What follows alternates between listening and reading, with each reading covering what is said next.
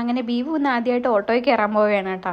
അച്ഛൻ ഓട്ടോ എടുത്തിട്ട് മാസം ഒന്നായെങ്കിലും ഞാനും ബീവു അമ്മയും ഇന്ന് ആദ്യമായിട്ടാണ് കേട്ടോ ഓട്ടോയിൽ കയറുന്നത്.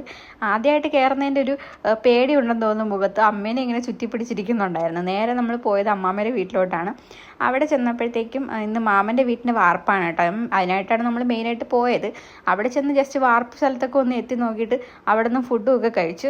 ഫുഡ് കഴിച്ച് മുഴുവിപ്പിക്കുന്നതിന് മുമ്പ് എൻ്റെ മോൻ കരഞ്ഞുകൊണ്ട് എനിക്ക് മുഴുവിപ്പിക്കാൻ പറ്റില്ല. ബാക്കി ഞാൻ പാഴ്സലാക്കി എടുത്ത്, ഞാനാരാ മോള്. അങ്ങനെ തിരിച്ച് നമ്മൾ ഓട്ടോയിലാണ് പോകുന്നത്. അച്ഛൻ ഫുഡ് കഴിക്കാൻ വന്നപ്പോൾ അച്ഛൻ്റെ കൂടെ നമ്മൾ വീട്ടിലോട്ട് പോവുകയാണ്. വൈകിട്ട് നമുക്ക് അമ്പലത്തിൽ പോകണമായിരുന്നു. അങ്ങനെ നമ്മൾ കുളിച്ച് ജപിച്ച് അമ്പലത്തിൽ പോകാൻ പോവുകയാണ്. നമ്മൾ പോകുന്നത് എൻ്റെ കുടുംബക്ഷേത്രത്തിലൂടെയാണ് കേട്ടോ. ഡെലിവറി കഴിഞ്ഞിട്ട് ഞാനും ബീവു ആദ്യമായിട്ടാണ് പോകുന്നത്. ആ ബീവിനെ അകത്ത് കയറ്റിക്കൂടാം.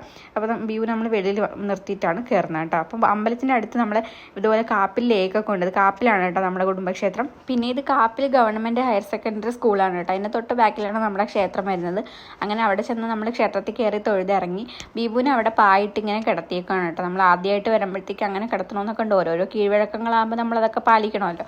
അങ്ങനെ അതൊക്കെ കഴിഞ്ഞ് നമുക്ക് പായൊക്കെ എടുത്ത് തന്നത് കിളിയാണ് കേട്ടോ. ബാക്കിൽ കൂടെ നടന്നു വരുന്നതാണ് കിളി. പിന്നെ അമ്പലത്തിൽ 4-ാം തീയതി ഉത്സവമാണ് കേട്ടോ. കൊടി കയറിയിട്ടുണ്ട്. അപ്പോൾ അതാണ് ലൈറ്റും വെട്ടമൊക്കെ കാണുന്നത്.